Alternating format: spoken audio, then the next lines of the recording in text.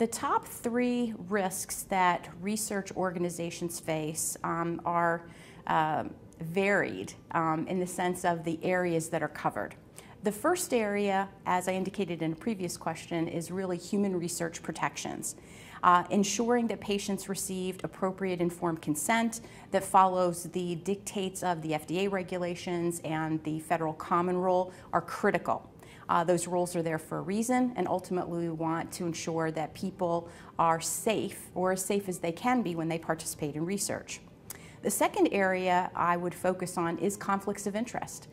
There's a great deal of scrutiny that's been placed by the federal legislature around conflicts of interest.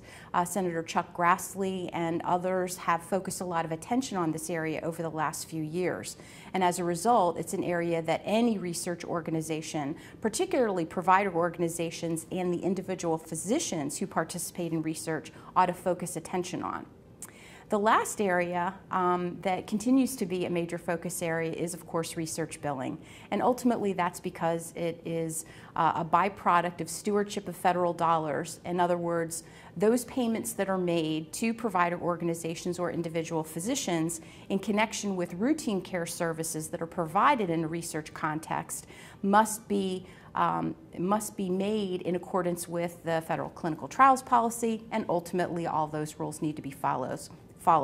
So those would be the three areas that I would focus attention on, frankly, every year in looking at risks in research.